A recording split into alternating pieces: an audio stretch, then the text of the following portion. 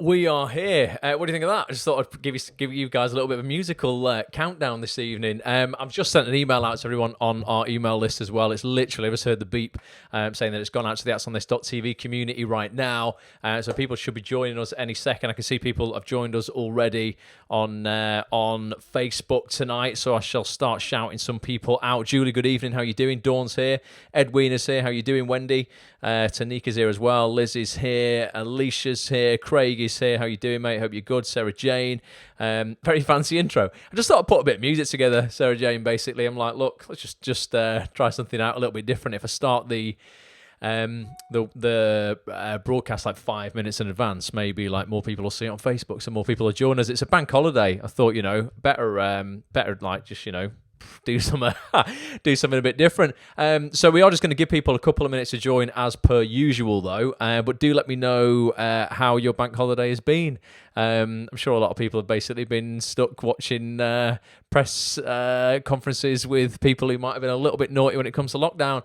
I'm bored of all that now, though, to be honest with you. And I don't think there's an awful lot of point in us focusing on it anymore. It's kind of like, right, let's just get ourselves back to where we need to be, and get the country going again, get the acting industry bloody opened up again, because it's closed, isn't it, right now? Although I don't know about you lot, but I have seen some articles over the last few days where there's been quite a lot of optimism around getting our industry going again, starting with the soap, starting with things like Emmerdale.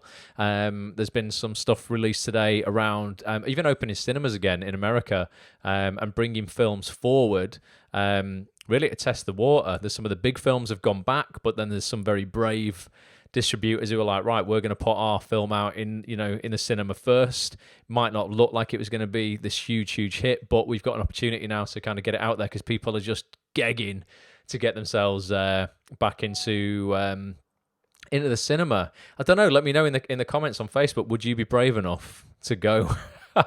Would you be brave enough to go right now? Or would you prefer to just continue watching Netflix, Disney Plus, and all the other stuff you've no doubt subscribed to since being in lockdown? Shelley, good evening. Andrea, how you doing? Bobby, all the way from Ireland's in the house. Hope you're good. Ross is still in, correct, mate. Do you know what? So Bobby's, thanks for the compliment. Bobby says I'm still in good shape for the gym-free situation. I've been working out, but do you know what? I've had one of those days today where, like, it just feel like a slob. I haven't been out. I've been dead busy working in front of the computer, and I feel restless. Do you know when you feel just kind of? Do you ever get it where you like just feel agitated for no reason? You just kind of like, I don't know. You need to go and expel some energy, or like I just go and lie in my bed before. I'm going to level with you. I had so many things mentally in my head. I've got so many webinars this week. We're going to talk about that tonight as well. AtsOnThis.tv. I've got some freaking incredible webinars starting tomorrow night with the casting director of Downton Abbey, Jill Trevellick. All premium members, all you lot are going to get an invite to that. I'll talk about that tonight. But I'm also doing one on Wednesday night this week, not Thursday. We've changed the date. I'll talk about that tonight as well, just so you guys know what page we're on. So I've had loads of stuff spinning around in my head, and I went, I just feel completely on edge. Can't deal with this. I've got to lie down for 10 minutes. And I would recommend that to to everybody. Sometimes, if you ask yourself the question, you'll have heard me say this loads of times before. When I'm in a position where I don't know what to do, like I'm like, oh my God, I don't know what to do. I ask myself this question, and it's from a book called The One Thing by, I think it's Gary Keller and Jay Papasan. Great book, yellow cover. And they say, listen, what's the one thing, you ask yourself this question, what's the one thing I could do right now that's going to make everything else easier or unnecessary? For me, the answer before was go and lie on your bed. And you might not think that that's being productive, but I needed to sort my thoughts out and get clear in my head, and I couldn't do that looking at a computer. Sometimes I need to go and lie in the dark and just think, right, what is the logical order to do all this stuff in? So thanks for the compliment, Bobby. I'm trying to stay in shape, but I didn't feel it today, and I felt like, I don't know, I've got a load of pent up energy that I've just not been able to get out today. It didn't feel right at all. But we all have those days, don't we? Liz says, yes, things are moving in our industry. They are, Liz. I think definitely we're looking at some positive movements in the acting industry, definitely. Craig would still go to the cinema.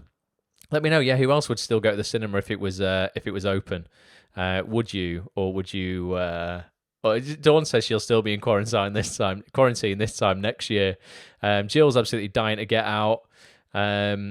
Julie's just nervous excess energy. For me, it's just excess. I just been cooped up. Do you know what? Like, honestly, I think I'm going to start walking in the mornings. I think I'm going to get up and I'm going to, because I've got a weights bench now, bought a weights bench. I'll put a picture of that actually on in the Facebook group later on. Anyone who works out on a bench, it's really difficult to do any kind of weights just at home if you don't have a bench. I was looking for one that wasn't heavy, didn't take up loads of space, was pretty good value, but not super expensive. Got one for 99 quid off Amazon. Read all the reviews, it's great, but it folds up so small, you literally slide it under your bed, and yet it's rock solid, but it's light as a feather. It's an absolute bargain. But anyone who's been looking for a bench and some home workout stuff, I'll post a picture of it later on in the Facebook group, because seriously, I was made up with it. I'm like, decent. Every other bench I've had in the past has been so bloody heavy and just really difficult to store. This just fold. You put 2 pins in it, and then when you take the pins out, it just folds over twice and you stick it under the bed. It's quality. Adam says computer screens do that to me. Yeah, they just sort of I can just get a little bit. I've had 9 weeks of this now, and I love it, but I'm just getting a little bit just needed to get out today, and I didn't. So, and I won't get a chance, because after this, it's going to be gone 10 o'clock, and I'm going to have to edit the replay. But very first world problems at the end of the day. As long as we're all safe and well, that is all that matters. So it looks like most people are here now. Thanks so much for joining us tonight. Massively do appreciate you spending this time with me. I know it's a bank holiday. Those listening on the audio experience or watching on the replay on Facebook or the replay on YouTube, thank you so much for being involved with this. Do come and join us on a live Facebook at some point. I keep calling it Facebook Live, but it's not now. It's LinkedIn Live. We do Twitter Live, Facebook Live. I'll put this out wherever I can get it, basically. But thank you so much for being a part of it. Do join us live one Monday at 9 p.m. till 10 p.m. UK time every week. So I've got loads to share with you tonight. We've got another really busy week of actonthis.tv live webinars with 2 incredible guests. I mentioned them. I kind of revealed them last week. But just to remind you guys again, in fact, I'll go over to the live page on actonthis.tv just to remind you totally what's coming up, and then we can have a general chat tonight as well. We've not had a bit of an open Q&A for a while, just us lot.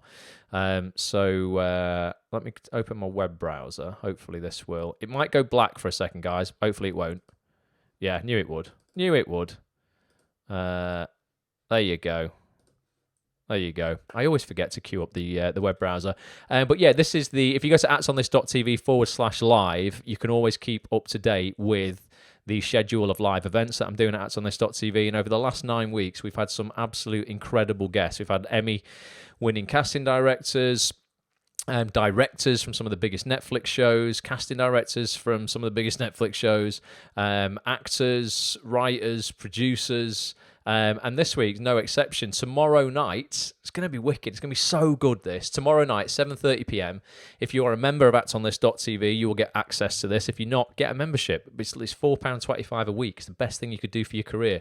We're going to be joined by Emmy-nominated casting director Jill Trevellick. Jill was responsible for every season bar season 4 of Downton Abbey. The film Downton Abbey, maybe there's going to be a second film. I've heard there is. She will no doubt be casting that as well. But she's also cast huge hits as well. Recently, Belgravia.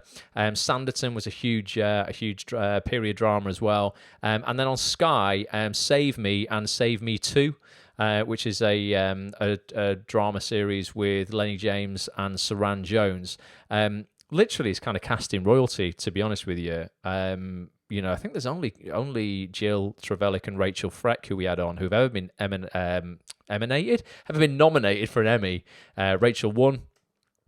Jill has been nominated for Downton Abbey for an Emmy, but she's going to be talking to us tomorrow night, ultimately just about all the stuff that she casts, but also I think we might skew it towards period drama as well, because Jill's responsible for some of the biggest, most lavish period dramas you will ever have seen on your screen. And there's a lot of actors who separate kind of, period stuff to contemporary stuff, and they feel they can fit into one and not the other. And I don't think that's the case. I think there's a lot of people I know. There's people I know, we had Rob James Collier on a webinar a couple of weeks ago. He played Thomas Barrow in Downton Abbey. We had an incredible look for period drama, but now, has just done Fate, the Winx Saga, like a fantasy series for Netflix. He's in Ackley Bridge, very modern series. I don't think you need to put yourself in a box going, I have a period look, so I can only work in period drama, or I have a contemporary look, so I can only work in contemporary stuff. We're going to be talking to Jill all about that, and ultimately just getting people on camera. Again, you lot are going to get the chance to jump on camera and have a one-to-one chat with Jill. I'm going to get as many people on as I possibly can to have a chat. You're going to be able to pitch your acting career questions to Jill. And she's just, again, like all guests that I get on, so sound, such a kind woman, incredibly giving, always on the lookout for new talent. And she's also going to, well, do you know what? Let me play the little trailer for you, because I think we're all going to have a little drink as well. Actors, these just do not stop. I'm back once again with another invite for you guys to another incredible actonthis.tv live webinar taking place on Tuesday, the 26th of May at 7:30 p.m. with this amazing woman here, Emmy-nominated casting director, Jill Trevellick. Jill, you have been responsible for casting some bloody wicked shows over the years. Massive, huge hits like Downton Abbey, Sanditon, ITV's latest historical drama, Belgravia, Sky original drama very recently just been on, Save Me, starring Lenny James and Saran Jones. Super, super busy. A woman very much in demand. But thanks so much for coming back to actonthis.tv to do this. What do you want to talk about on Tuesday? It's my pleasure to be back. I don't have anything specific I want to talk about. I'm very happy to honestly answer any questions that come up, and maybe we should talk a bit about how we see the industry going in the foreseeable, if that is such a thing, future for the next few months, in terms of how to deal with the whole kind of social distancing, Zoom world we now find ourselves in. But other than that, I'm happy to just, go with the flow. Absolutely. Well, actors, you are going to get a chance to go with the flow too. We are going to get you on camera. You're going to be able to speak to Jill one-to-one, put your acting career questions to her, casting questions, auditions, anything basically. It's going to help you move your career further, faster. If you want to get involved, get yourself over to actonthis.tv/live for full details of this webinar and all future webinars as well. I'm doing loads of these. And Jill, I always ask every guest on a trailer to answer this question, but why don't actors want to miss this? I don't usually do meetings with a bottle of wine to one side of the camera. So as the night goes on, I might get more and more indiscreet. I'm going to have to trust you all. Join us there. Bring your bottle as well. actonthis.tv/live.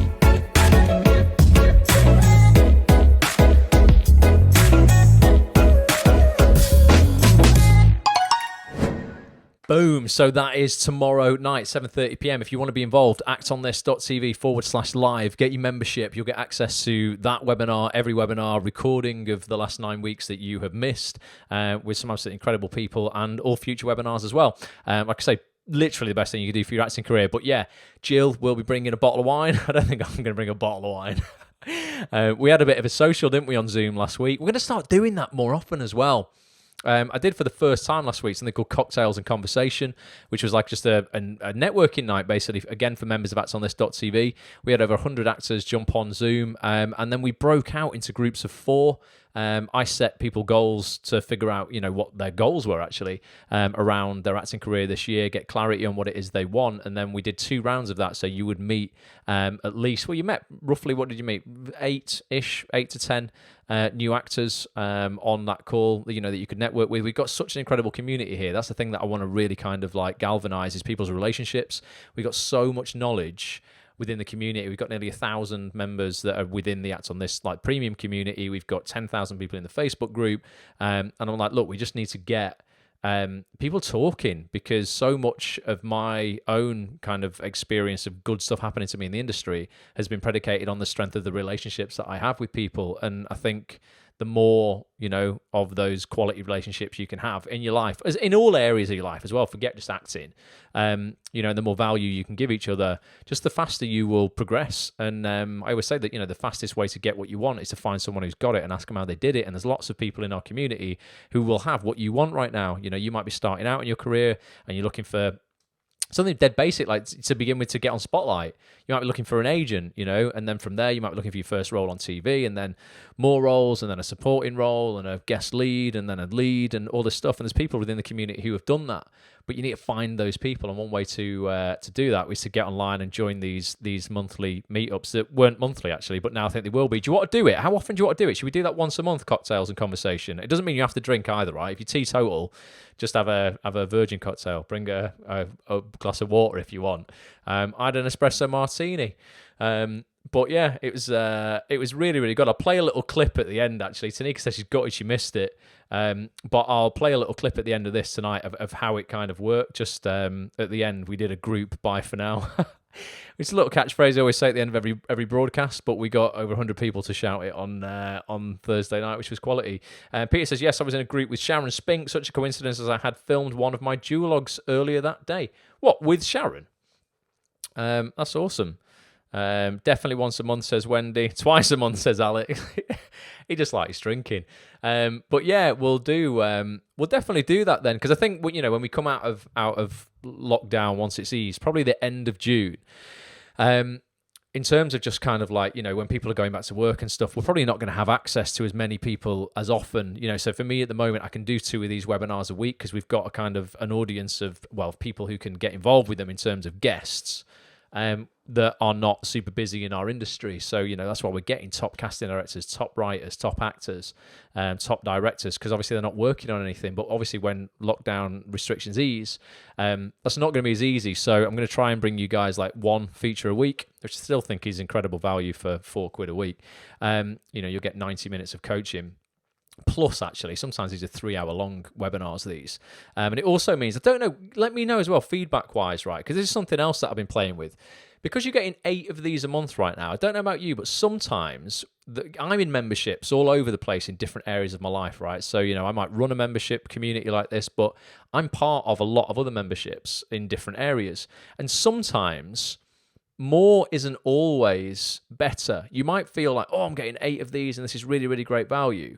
But sometimes it can feel a little bit like, if you're really busy and you can't attend each of them, you're like, oh my God, I'm not getting like the value out of this that I should be getting. Now, luckily, and not all communities do this, but I record everything. So if you do miss something, doesn't matter, you'll always get access to it.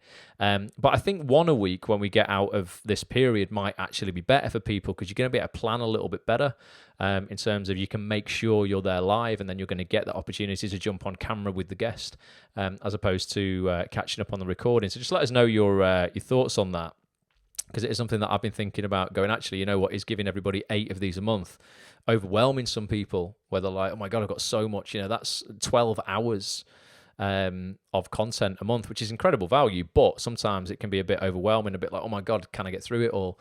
But I think after this, so sort of like from the middle of June, we'll do 1 a week, and then maybe the last one of the month, we'll do the cocktails and conversation night, which I think just kind of we can wrap up everything that's been learnt that month on the other webinars.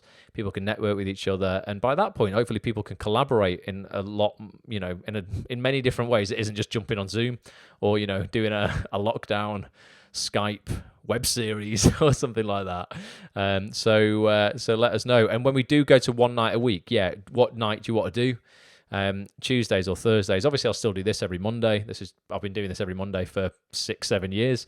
But let me know, what night. Maybe I'll do like a little survey. Sharon's saying Thursday. I think Thursdays are quite good. All right, Alan's here. How are we doing, mate? But I think Thursdays are pretty decent, aren't they? Generally, is anything else going on a Thursday night? Jack's in the house, says, I want to get coaching on my acting to make me a better actor. Will this membership offer me that? So, Jack, it's not a casting website act on this, and it is not a acting school.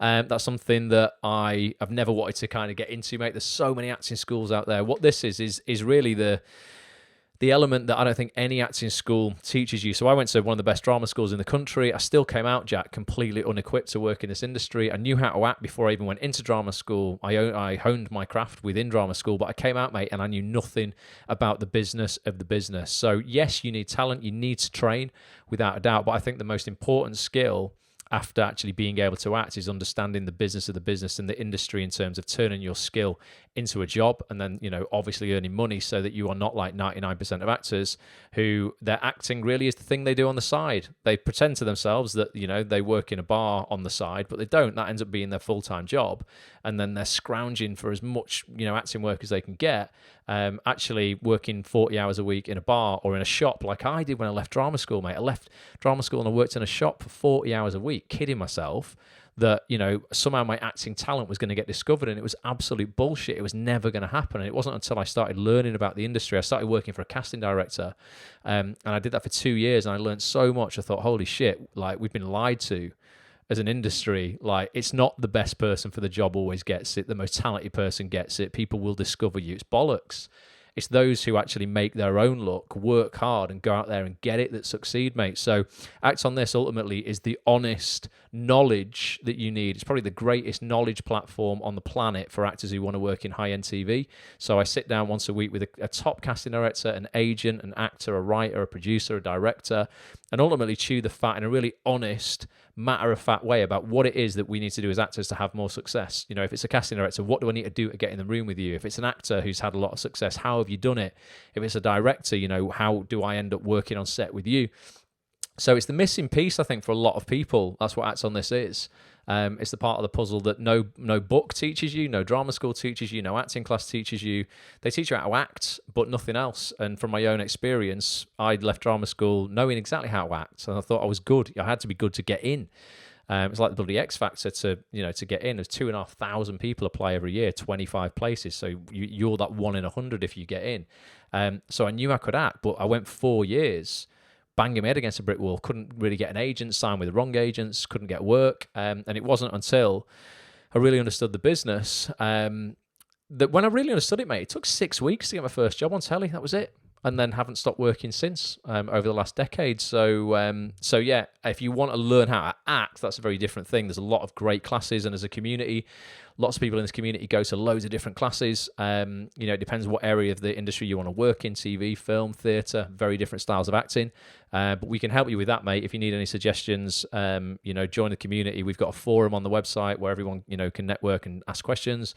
We've got a big Facebook group, and you can ask your questions one-to-one with guests who come on actonthis.tv, and get that knowledge. In fact, to show you, and for anyone else on it, why don't we just do a little recap? This is a little mashup of just a couple of bits, like a 2-minute mashup of what was a 3-hour almost webinar. Kate Northern, an incredible, actually ex-actress. I went to drama school with her. She set up a new agency. Well, actually bought an agency nearly a year ago. Used to be called Northwest Actors. Now it's rebranded to Kate Northern.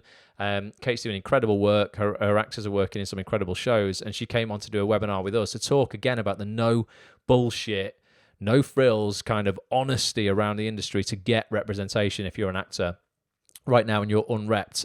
You'll see instantly there's no bullshit with Kate at all, but here's a little bit of how these webinars work. Kate Northern is joining us tonight. Kate Northern, who now is the owner and CEO of what used to be Northwest Actors, an agency owned by Nigel Adams. He started it in 2007. Kate now owns that agency, is the new CEO, and is ready to absolutely blow it up. So Kate Northern from Kate Northern, welcome. What do you think is the ideal length for an email regarding representation, and what are the worst things to put and what are the best things to put? Just be honest, just say what you want. That's what I like. I got one today, seriously, and it made my day. Just got one that just said, I heard you going on Ross tonight. I'm looking for a new agent. Do you fancy just catching up? How would you feel about being approached, but even existing clients saying that they only want to work in a specific medium? Is that off-putting to you? We need to know. Yeah. Well, that's it. Otherwise, I'm sending somebody to an audition and I'm setting them up to fail. Yeah. Because they don't turn an audition down because they're scared of losing their agent, scared of losing an opportunity. Do you sort of help your clients if you think that maybe the type that they see themselves as isn't really doing them any favours, or do you sort of help them realise all of that, who they are? Yeah, all of that. You have to. Yeah, you have to. The hardest thing for an actor, I think, is to realise exactly who they are in the eyes of others, because it's not always who they've dreamt of playing. When I now apply for an agent, most of my professional work is musical theatre. Is that like a hindrance? If you wanted someone that was going to promote you for your musical theatre, I would say, well, I'm not the person that knows your side of the industry as well. But if you're talking about branching out and actually becoming an actor, and maybe with musical skills, then no, it certainly wouldn't put me off. I've always been told that I'd say everything's down south, be down south. But I've got a lot of anxiety about moving to London. Take it out of the equation. If something gives you anxiety like that, fuck it off. Say, I'm not moving to London.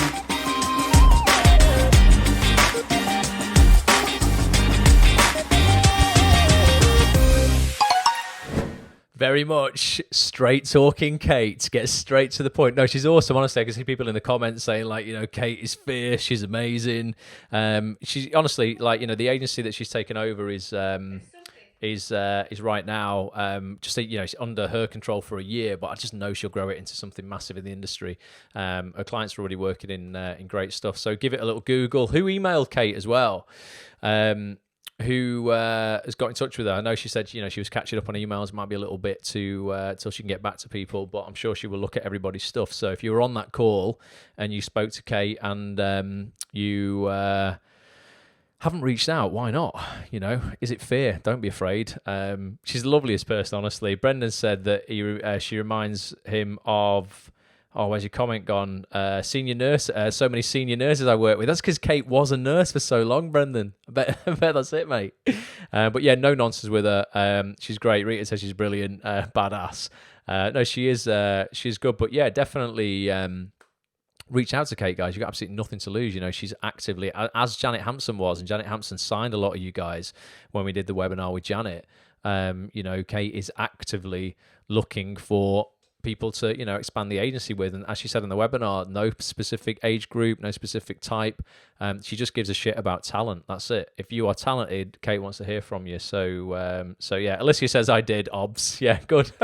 good. Julie's emailed Kate as well. As I say, yeah, Kate had been a bit ill with COVID, she thinks, earlier in March, so she was a couple of weeks behind in terms of, you know, getting you know, correspondence out and getting back to people. So do bear with her if she's not been in touch with you yet. You know, don't think, oh, that's it, she's not going to reply to me. She is just, you know, pretty snowed under with emails and stuff to catch up on. So that's how they work. So Jack, I think it was before. Was it Jack? Oh, I'm so bad with names. I think you were called Jack.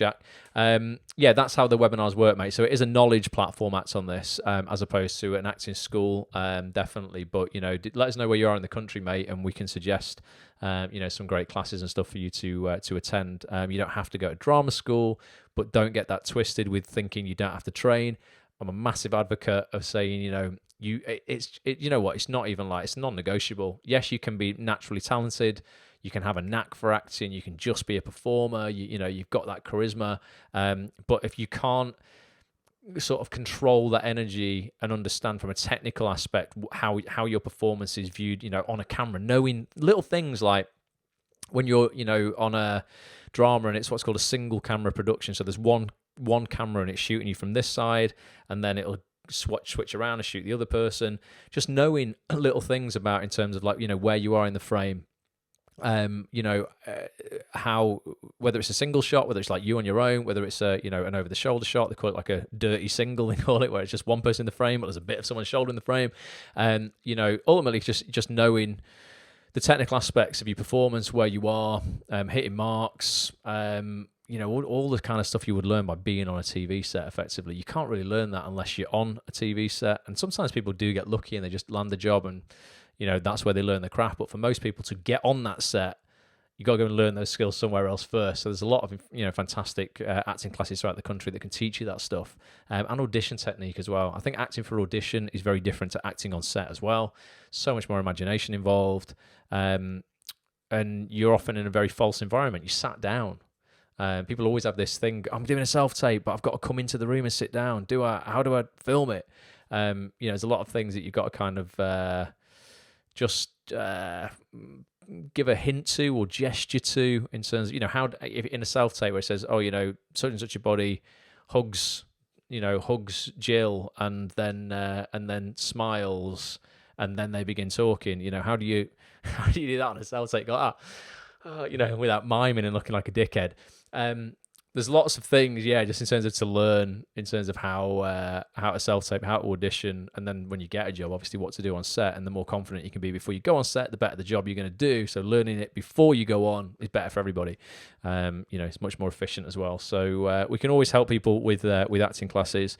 What else is going down in the chat here? I just got an electric shock off the microphone then on my lip there. Everyone's being really kind, and people are. Bobby's putting links to Kate's website and her contact page if you want to get in touch. For those listening on the audio experience, Kate Northern, Kate with a C, katenorthern.co.uk/contact. Jill tomorrow night, then Wednesday night. All right. Normally we do this on Thursday. Okay. Danny Brocklehurst, BAFTA winning, International Emmy winning writer. Danny Brocklehurst, co-creator of Sky's Brassic, who's been watching the second season of Brassic. Who watched the first season? It was absolutely amazing. Second season is out now. I've seen a couple of episodes. I better catch up before we speak to Danny, actually. Danny's coming on to Wednesday night. There's the cast of Brassic. Joe Gilgan co-created it with Danny Brocklehurst. Michelle Keegan's in it, a whole cast of incredible talent. Wednesday night, not Thursday. Danny's away on Thursday now. It was originally Thursday, but this is taking place on Wednesday night, 7:30 p.m. We'll be joined, by the co-creator and writer of Brassic and loads of other stuff as well. Danny Brocklehurst, absolutely amazing guy. So talented. What have I done? I've put a web browser on. Let's come back on camera. He's just going to be coming and talking to us about, I want to talk to him about casting from a writer's perspective, because writers have, particularly when you're a co-creator of something, Joe and Danny will have had so much say in the casting process for Brassic. It was cast by Louise Searby and Fiona Weir. They were the casting directors, but in terms of the actual casting process, I really want to talk to Danny about casting from a writer's perspective and when they were writing the characters, whether they had actors in mind already. I was seen for Brassic. I got a part in Brassic in season 1 and they cut it. I filmed it and then they cut it. So I'm going to be after a part in season 3, which they are writing right now. Season 3 of Brassic got commissioned before season 2 had even aired, which is just so rare. So rare. Because it's an incredible series. We're going to be talking to him all about that, and also just about the writing process. I don't think we can cover how to become a BAFTA and International Emmy winning writer in 90-minute Q&A session with Danny. But we can cover a lot about the blocks that stop people from writing in the first place. And I know there's so many of you lot, and me, you know what? I know because I'm one of them, who has great ambition in terms of wanting to create their own stuff. And we had Jason Mazeron, great producer, recently talking about, creating your own stuff and just doing it ultimately.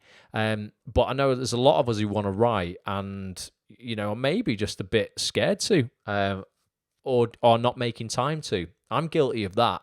I have written in the past. I've got 2 episodes of a sitcom written that I wrote with my brother 7 or 8 years ago. And, we slammed it for like 8 months, 9 months, and we were getting somewhere with it. And then we hit a bit of a brick wall and we didn't pick it up again. And I'm like, why haven't I picked it up again? I really need to do that. But there's some block there where I'm like, I'm prioritizing other stuff that's not that. And I feel I need to be really getting back to that. So I just want to talk to Danny really kind of about that and his writing process, and ultimately get everyone, including myself, over the fear of maybe just writing and just putting stuff out there. So if you have got an idea in your head for something, you're an actor and you want to maybe write something that you're not even in, or you want to write something that you're starring because you want to write yourself that role that no one else will give you a chance of having, then we're going to be talking to Danny all about that. And again, you're going to be able to jump on camera 1-to-1 and just, pitch your acting career questions or writing questions, casting questions from a writer's perspective, anything you want, basically. Don't be afraid to ask it. And that's going to be Wednesday night. So this week, it's a triple whammy. You've got a hat trick of me this week. You've got me tonight, tomorrow night, 7:30 till 9, and might be a bit later with Jill after a bottle of wine. We get as much value out of Jill as possible as we can. And then Wednesday with Danny as well. So it's going to be a busy week, Monday, Tuesday and Wednesday. Carly's got lots of hearts for Joe Gilgan. I'm going to talk to Danny as well and see if, I don't know how available Joe is or how up for stuff he is, online. But I'd love to get Joe on and chat to him about all kinds of stuff as well. Because, he talks He's been a great actor, created Brassic, obviously. Talks a lot about mental health. I think he's is he had bipolar, or is he bipolar? I think Joe. I think he talks quite openly about mental health and struggles that he's had in the past. But I'll definitely try my best. I think he's hilarious, and you know what? He sat in on all the auditions. So when I auditioned for Brassic, there was Joe. There was a couple of members of the cast who had already been cast. There was a casting director. There was Daniel O'Hara, the director at the time. It was the auditions were big old auditions where you walk in and there's 10 people sat in front of you, and they're all ad-libbing as well. Joe is hilarious. I mean, there was nothing formal about the audition process at all. When you went in that room, you had to be prepared that, God, anything could happen. Just a really liberating, incredible kind of free process to audition for those guys, because they were just like, try that. Oh no, I liked it when you did that. You're making stuff up. They pushed you to just add in stuff that wasn't even in the script.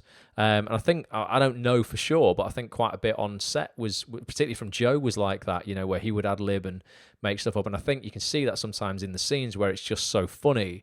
You're like, there's no way that could have been scripted, but maybe it could, because Danny's an incredible writer as well. So it'll be an interesting chat. So let me know if you're going to join us for that on Wednesday night. And if you've got any questions or anything that you want to, maybe themes of stuff that you want to put towards, you want to put to these guys, then again, let me know.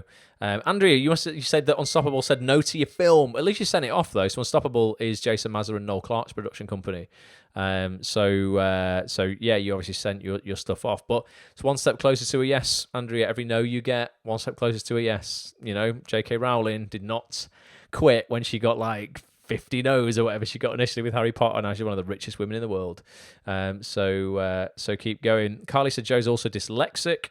Talks about the struggle with learning scripts and stuff. Really interesting. We'll definitely try and get Joe on. It would be good. Initially, before COVID, I was talking to Danny about doing a round table for Brassic where we'd have him in the kitchen here, when I normally do podcasts.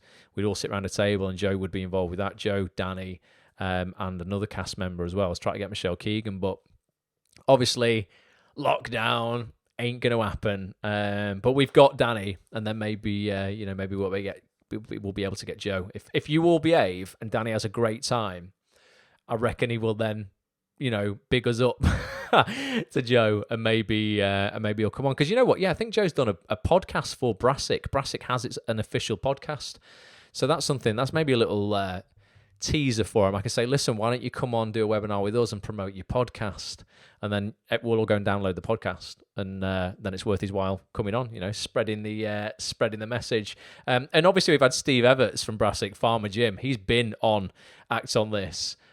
He did sit in my kitchen and do a podcast with me. If you've not listened to this, guys, oh my God, right? Let me just go back to the homepage. Go to actsonthis.tv. Click on preview features here. If you're not a member, just go and watch the preview if you want for now. But you need to get a membership to listen to the whole of this. Click into that search box there on the right-hand side. Just type in Everts, E-V-E-T-S. It's Steve backwards. That's why he called himself Steve Everts. He thought, I need to give myself an acting name. What should I call myself? And he's put Steve and then reversed his name. It's not actually his real name, obviously. There he is, the lad. Plays Farmer Jim. Came round to my house. We had an incredible chat. He has led such an interesting life, from literally, being stabbed up and nearly losing his life, traveling around the world, all kinds of crazy stuff, starring in Ken Loach's film Looking for Eric.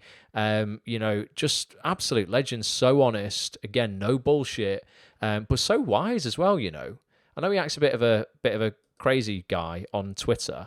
He can be a little bit mental, but he's really got a lot of wisdom. Steve, and he said, still to this day, one of my favorite quotes from an interview that I've done. At the end of an interview, I ask people, when we do the podcast anyway, I say, listen, if you could go back and talk to your 21-year-old self and give yourself 3 pieces of advice, what would they be? 3 truths, 3 things that you now know are true from living however many years older now you are than 21. And he's one of my favorite ones. I think he said, don't be afraid of rejection.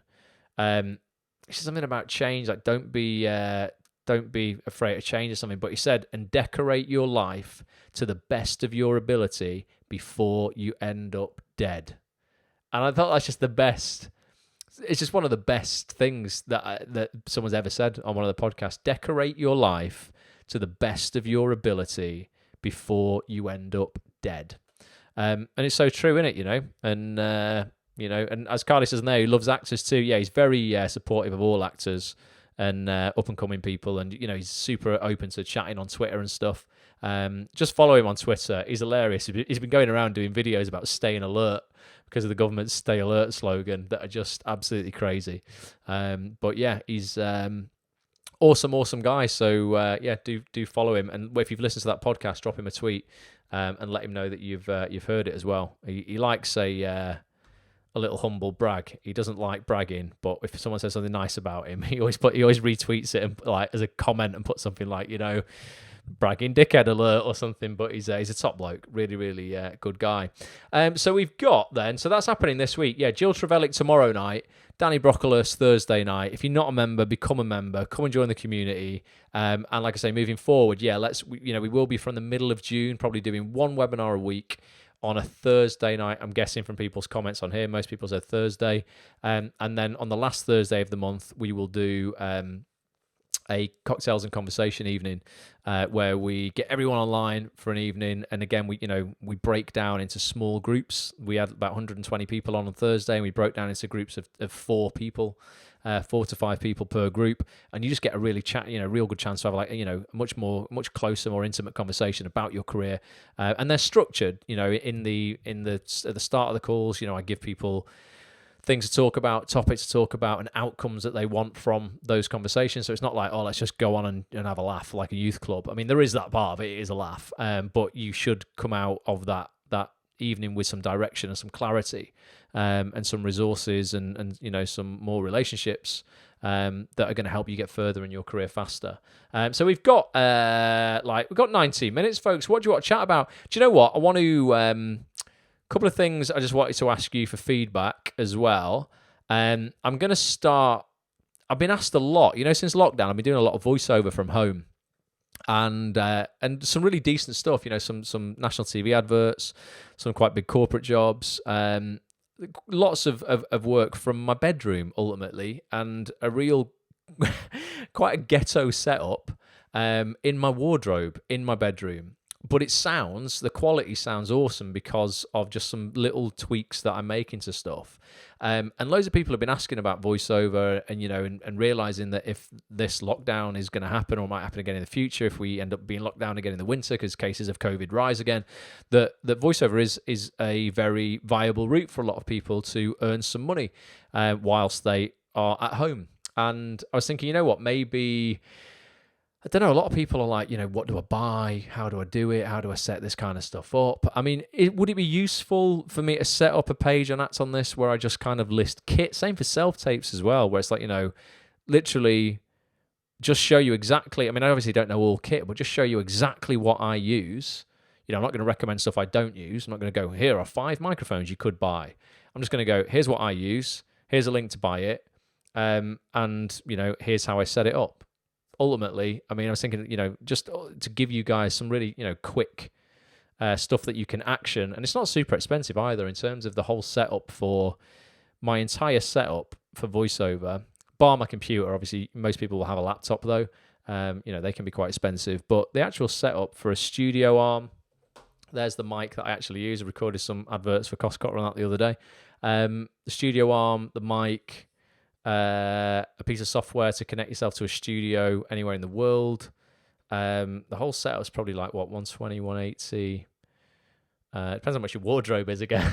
But probably under 200 quid, to be honest, for everything that you would need, at least to start practicing. That's the thing as well. You don't want to rush into voiceover and just think you can do it straight away, because you can't. I promise you can't. I've been doing it for 15 years. It's very different to just sit in front of a microphone and talking. It's just not that at all. There's a lot to understand when it comes to voiceover. But I think a lot of people should start using this time that they've got to practice. And you've got to practice different scripts, different genres, figure out where your voice sits in the industry, look at where you are within the corporate world, within the advertising world, the commercial world, within the documentary world. Maybe you are a dab and accent, so that wouldn't ever be used in a voice reel for commercials or documentaries or corporates, but you would create an animation reel or a computer game reel, an accent reel like that. There's so many different areas to work in, and it's such a remote a remote world. I've been recording in, from here in Manchester to other studios in Manchester to other studios in London, Spain. You can connect anywhere if your internet connection's solid. And you have a piece of software. I use a piece of software, and it's not for recording or anything like that. This is just a connection piece of software to connect you to a studio. You can research it if you want, but it's called Source Connect. It costs about $35 a month, but most voiceover jobs are £200 an hour. So for 27 quid a month, to be able to connect to a studio anywhere in the world, pretty decent value. But let us know if you think that would be useful. Self-tapes as well. Just in terms of a definitive list, it's, in terms of what to buy. Again, I'm not going to recommend loads of kit because I haven't used it all, but I can say this is exactly what I use, and just give you a really, straightforward list of shit to buy. We don't have to think about it. Fanny says, Ross, do you still mentor with Michael Hyatt? No, to be honest, Fanny, and that's just one was a slight personal reason with Michael. He wasn't a fan of me using an acronym of a goal setting template that he used that I had no idea was his. Michael Hyatt is a guy, he's an author, does a lot of business stuff, and yeah, I used to follow his stuff quite closely, but then I used a bit like the SMART goal acronym. There's something, you will have heard of that. It was used from the 1970s. SMART stands for specific, measurable, actionable, relevant or relatable or realistic, and time-bound goals. People used slightly different words for it. Michael came up with one called Action. I didn't know it was his. I didn't know it was a proprietary thing. And I don't think you can really copyright an acronym.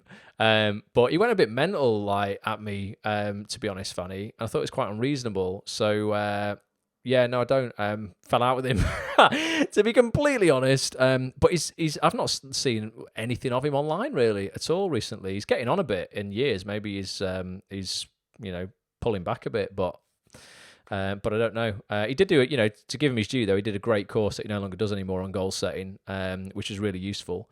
But he stopped doing that years ago. But yeah, I don't know. Let me know if you've seen any updates from Michael. He was a good guy, but then he kicked off on me. Don't kick off on me. I was only trying. I gave it away for free. I wasn't selling it. But yeah, he went a bit crazy at me on Twitter. Alicia says, yes, 1,000,000%. Is that about the voiceover stuff? Totally useful to know what to buy. Yes, says Brendan. Definitely. General lighting and mic recommendations. It's really easy. Honestly, this is the thing. I think a lot of actors are just because they don't know what to buy, they don't buy anything, and then they just stay where they are. I've just bought loads of stuff over the years. Some of it's been good, some of it's been dog shit. But I can just, like I say, I'm not going to create a whole thing of if you're on this budget, buy this one. If you're on this budget, buy this one. Because I don't have that knowledge. I haven't bought all the different, stuff from low end to high end and medium end or whatever. But I can just create a list of everything I use, and I promise you it's the dog's bollocks in terms of it will just make you look good or make you sound good. So I can do that for people, definitely. Well, I'll sort that out. I might even just send it out in an email. If you're on the email list, I might just literally just put it in an email this week, so you get it in an email. Sharon says I need to find a suitable area to create a space to record. Wardrobe isn't suitable. Yeah, I mean, the great thing about a wardrobe is it already has soundproofing within it, your clothes. So if you can put a microphone, I have a shelf in my wardrobe that works really well. I can attach one of these studio arms to the shelf, so I can pull the microphone out. You won't see this on the audio experience, sorry guys, but I've got a studio arm that has a microphone on the end of it, and I can maneuver the arm so it's just in front of all of my hanging clothes. So I'm talking into the mic, but directly behind the mic on my clothes. So I'm getting no reflections back because they're such soft, deadening, it's a material that just absorbs sound. You get no reflections back, so it sounds really, really well. The sound sounds great. It just sounds really dead, which is what you want. And then my wardrobe is a corner wardrobe, so a door opens out this way, another one opens out this way, and you can get in between them and sort of shut yourself in between the doors. So it just works out perfectly. There's a system at IKEA called PAX, PAX, where you make your own wardrobe. If you buy a corner unit wardrobe from IKEA, just is incredible. Just serendipitously worked out for me as a brilliant voiceover booth. But I'll take pictures of it and I'll put them in an email and say, listen, here's this kit that has cost me 200 quid. Here's this wardrobe that's in my house, and here's how I am earning significantly more than £200 for each job that I do in my wardrobe. And I would have looked at that years ago and gone, no, I can't be a voiceover artist because there's nowhere in my house. I need to get a separate room and I need to soundproof it all. You know, I even did this when I lived at home with my mum. Soundproof like the spare room. I stuck foam on every wall. Not even joking. I mean, mum didn't even mind. That's how amazing she was. My mum and dad were so supportive of all the bonkers shit that I did to try and make it in this industry. They were just like, yeah, it's fine. Turn the spare room into like a room of foam. Not a problem. Ruin the wallpaper and, you know, nail plywood into the wall to stick all your shit over it. They're amazing, but I thought that's how you used to have to do it. I thought, no, I've got to take it seriously and I have to have a dedicated space in my home. I move this microphone into that wardrobe for an hour a job and I'm done. And then I just bring it back in here. So don't get too caught up on it being perfect, right? No one can see you doing a voiceover. You just have to sound good. And I knew this sound good because I connected to the studio engineer, James, for these cost cutter adverts last week. And he said to me, and I got a bit worried, he said, right, Ross, can you just clap for me? Just clap once in front of the mic. And he makes you do this. And then he measures at his end the reverb, so how many reflections that clap creates. And reflections are where the sound bounces off a hard surface. And he came back and he just said, wow, you're in a really great space. Where are you? And I almost didn't want to tell him. I was going to go, yeah, I'm just in my studio, James. I went, mate, I'm in my IKEA wardrobe. And he's like, holy shit, it sounds incredible. So you don't need to find a space that is, you know, perfect or, you know, looks perfect. It can be slightly ghetto. I balance my iPad with the scripts on another shelf in my wardrobe. You know, it's not perfect, but it does an incredible job. Definitely. Andrea says her friend does voiceovers for on Fiverr. Yeah, Fiverr's a platform you can go and do stuff for £5 on. But she says her friend earns over £1,000 a year from just doing Fiverr voiceovers. You can earn really decent money if you end up really honing your craft and working at voiceover, and you get a good agent. Like, it changed my life, to be honest with you, in terms of it was the thing that enabled me to get out of the retail job I was in and then put all my time into auditioning for acting work that then enabled me to have a full-time acting career. So voiceover really was the savior to get me out of retail to actually have an acting career. So without voiceover, I wouldn't have an acting career, I doubt. You know, so it's decent. It's definitely something people should explore. And remember, if you're a member of actsonthis.tv, let me show you once again, just don't forget this, because this is something that I hustled to get you guys.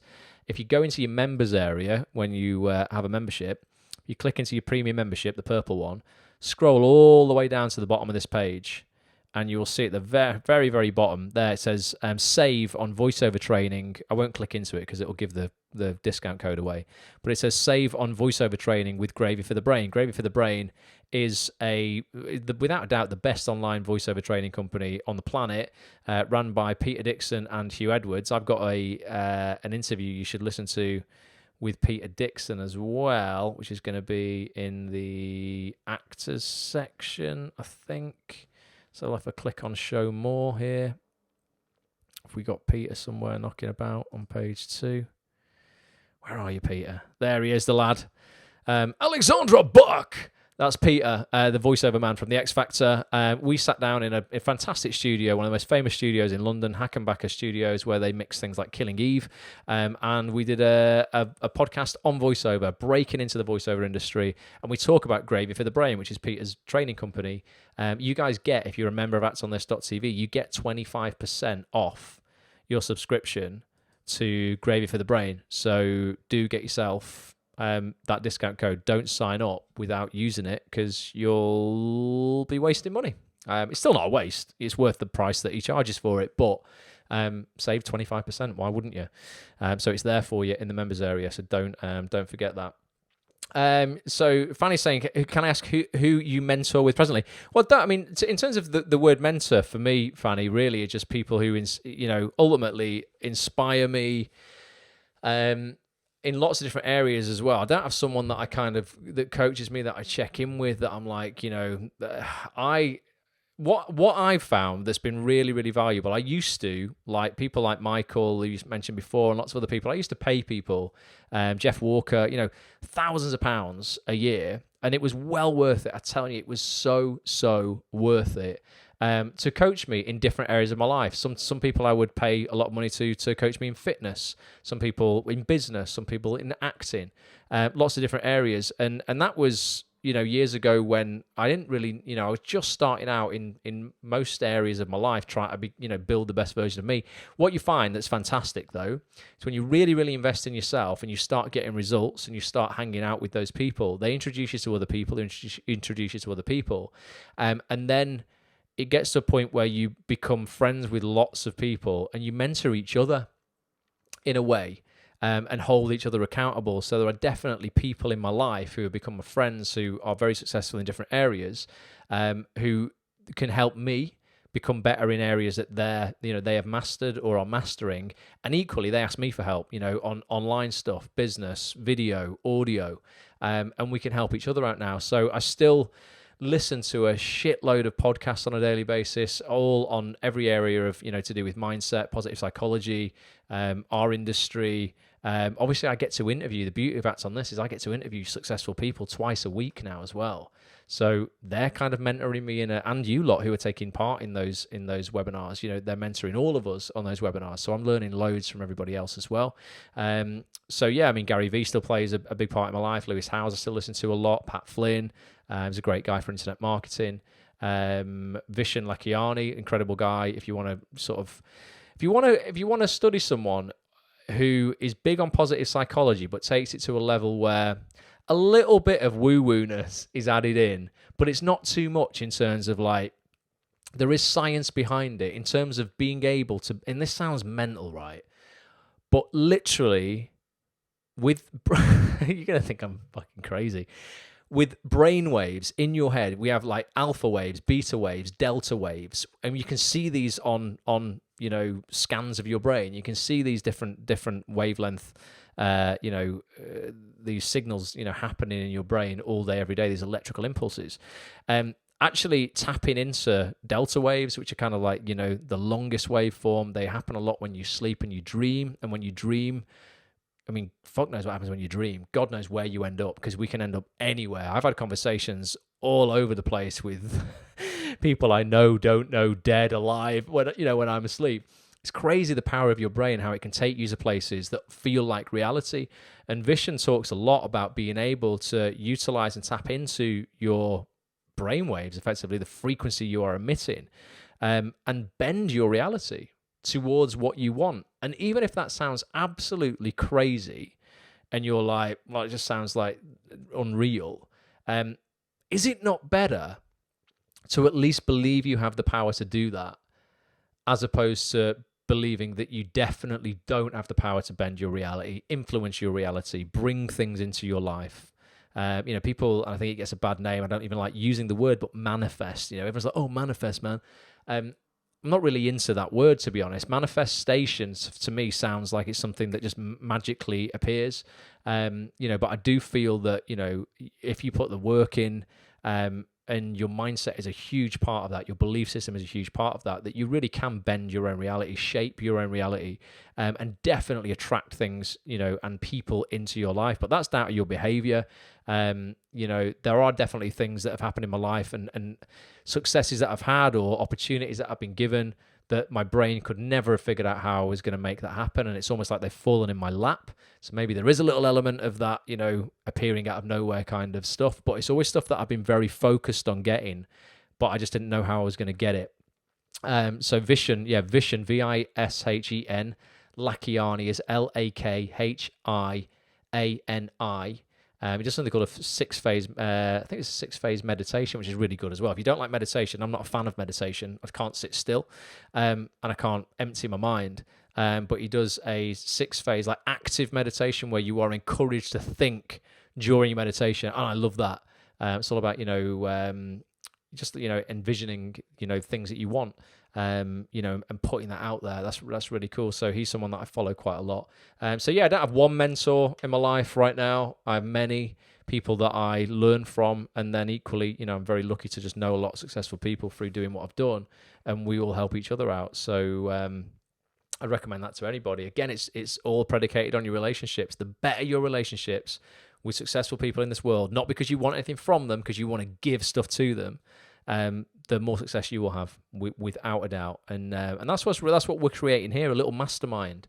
A few hundred actors who get together regularly, like you're all here tonight. On that cocktails and conversation call, 120 people on a call, and their desire and their aim of being on that call was to give value to other people and thus receive value from other people as well whilst doing that. And this is how you make progress. As one person alone, you can only emit a certain amount of energy in this industry. As a unit of 100 people, you benefit from that other 99 people's energy that they're emitting. You can all benefit. It's like each one of you is a cell in a big battery. And when you're on your own, you can only emit, I don't know, 10. What is it? Watts? I don't know. What is it that batteries emit? I don't know. Volts, innit? Volts. 10 volts. But when you're with 100, combined, you lot are giving out 1,000 volts that you can all benefit from. So, get involved with the community. Doing voiceover, you have to also learn accents as well. It's not essential, Matt. In 15 years of voiceover, mate, you'll only ever, I've been asked to do an accent in 2 adverts. I do a Geordie accent for a WD-40 advert once about cleaning a barbecue. And the rest of the time, if they want someone with an accent, then they just get someone to do it. They just get someone, if they want a Scottish person, I could do a Scottish accent, but it's not going to be as good as someone who's Scottish. They'll just go, if they've got the budget, get someone who's Scottish. However, accents are very useful in animation and in computer games. So I do a lot of animation and video games, and they often, because of budgets are restricted. It's still good money, but they want the most versatile voiceover artists who can go into a booth and voice 4, 5, 6 characters within that game. And not sound obviously like it's the same person. The same with museum exhibits. When you go to a museum and you'll like press a button in some scene, you might be like in a industry museum and there's a load of coal miners or someone there, and you press a button and suddenly they come to life and you hear voices and stuff. You don't hear voices. Like they start speaking. I've done quite a lot of those, and they want you to at least voice 4, 5, 6 different characters to save money. Ultimately, so they can get you, within the hour to, take half a dozen characters off them, because they don't have massive budgets. So accents can be very useful in that respect. In terms of corporate work, documentaries and commercials, don't get hung up on it. It's not necessary. If you're here tonight or you're listening on the replay and you're like, shit, I can't do accents, don't have to worry about it. Honest to God, definitely. Right, what else is happening? Volts, people are saying. Yeah, no, it's volts, definitely. Let's have a look. What else is going on? Any exciting comments? Vision, so it's like you've spelt it there, Fanny, in the comments, but with a H after the K. L-A-K-H, or H, as I say it. I-A-N-I. Yeah, he's decent. He's done a book called, everyone should read this book, actually. Get it on audio, actually. Do you know what? Who reads books compared to audio now? I just listen to everything. Remember when we used to do the book club for Acts on This, and I'd sit here and read you guys a book on a Monday night? Every other week I'd do a book club. For those who are like, this is going back, though, old school.